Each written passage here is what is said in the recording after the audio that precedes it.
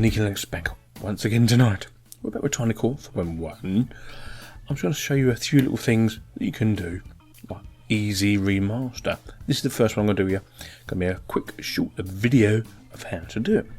So you can see I've changed a bit of the desktop, done the colours on it. Shall I show you how I've done that? Yeah, alright, we'll do. Click on the panel. If you click over onto wallpaper, you can actually change the colours here if you don't want to put your own wallpaper on. Okay? Because I'm just doing that just for now, just to show you in this. Okay, so that's super cool.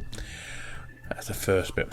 Secondly, okay, what I've done here in this version of Tiny Core, I've got several partitions here. This one I'm going to do now is to just show you how to easy remaster the CD or whatever you know, or the USB or the micro CD, whatever you want to do. The next one will be a full Tiny Core install, which I'll do tomorrow, so don't worry about it too much. You know what I'm saying? Yeah, you know what I'm saying. So, where do we start? Well, as you can see, I've added quite a few programs here.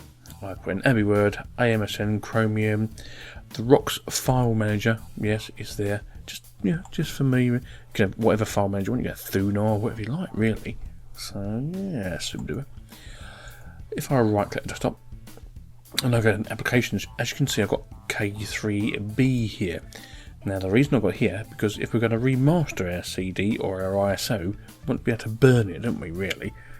Yes, we do, to a disk. Or just chuck it over to a stick, really. Yeah, that's alright. Yeah. Anyway, should we get down to the job in hand? Okay, easy remaster is so easy. Now, bearing in mind I'm actually running from the disk here. This is only a frugal install, so the disk is in.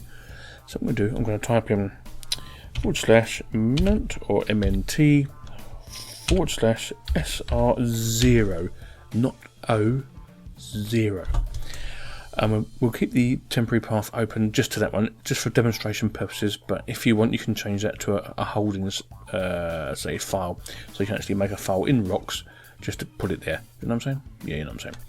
Okay, next. Should we click on next? Yes, we will. Do you want to put any boot codes in? Well, just for demonstration purposes, I'm not going to do that. Okay, you can do whatever you like once you do it yourself, but hey, it is really super duper easy to do. Just do what you want. And do you want to put any optional my data TGs backup information in it? No, I don't, because I'm just doing it for demonstrations.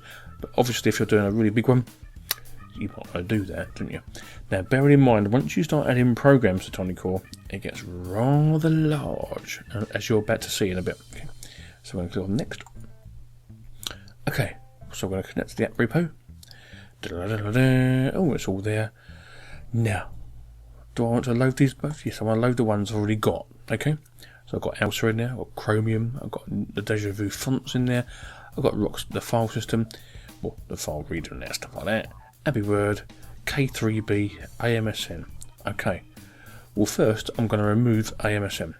So I'm going to remove that and I'm going to remove K3B because that's an awful big program. It really is a really big one. For some reason, there's a lot of the Qt stuff. Alright, so I'll remove that as well. So basically we're left with Elsa, Chromium, Deja Vu fonts, ROX and AbiWord. You know what? That'll do for me. You can also put stuff outside so you can load locally. But we can go into that another time if none of you get it. But it's really simple. All you have to do is read this little bit up here. So I'm scrolling on here. It tells you all you have to do. But that's all I'm going to do for the basic one now. Okay, so we'll go to next. We'll click on next. Right, so I'm going to start remastering. Do I write my terminal down and show what I was doing? Yes, I do. So I'm going to click there and click on next. Right, now, here is the boring bit. You have to wait and wait and wait. If you put a lot of programs in, bear in mind, once you boot up, you won't be able to run from 128 meg around. No. You have to have a big old bugger. But if you just want to put Chromium in and say a music playing program and something like that, and maybe VLC, you might be able to get away with about 170, 180. But just how it goes, really. That's just the way it goes. I'm going to move the boxes around for you, just to show you. Look. So that's all in there, so you can see. Oh, by the way, I tested Wi-Fi today. I did. Oh, blimey, it's finished. What's that? That's quite quick, actually. That's because I moved K3B out of the way. That uses an awful big one. But if you're going to burn it from within Tiny Core, you're going to need K3B or a burning program like Brasero. But I prefer K3B personally. Okay. So anyway, To finish the remaster, click the ISO button below and the ISO will be saved into a temporary directory, which is here, here and here. It's okay. If you look here, if you want to update your ISO, you can do stuff like that. But you can read that yourself when you do it yourself. You can actually do it just as a live CD, just a bit of fun. It'd be really nice, okay? So what's going to create this ISO? I'm going to click Create ISO. It's going to my temporary folder. It's going to do some stuff.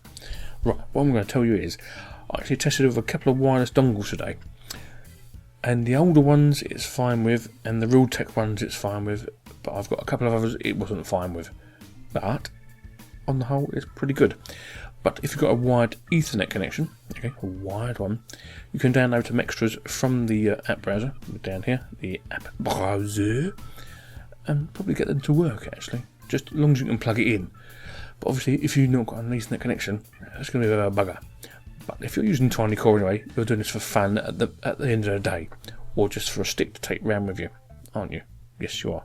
Say yes to me. Yes, I am. Thank you.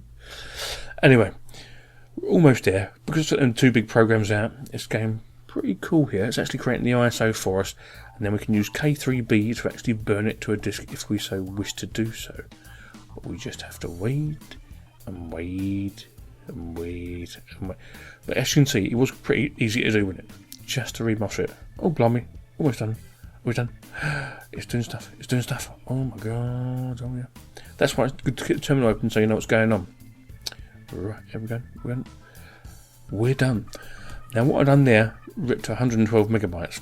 Now, bear in mind I had ALSA in there as well and a lot of other stuff. You could get a pup to do that for less, really, couldn't you?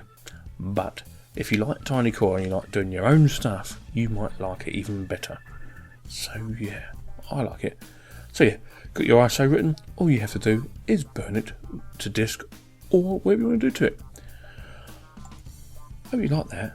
Just that was an easy one to do, wasn't it? Really, just easy remaster your TinyCore. Sneaky Linux out. I said, "Bye bye."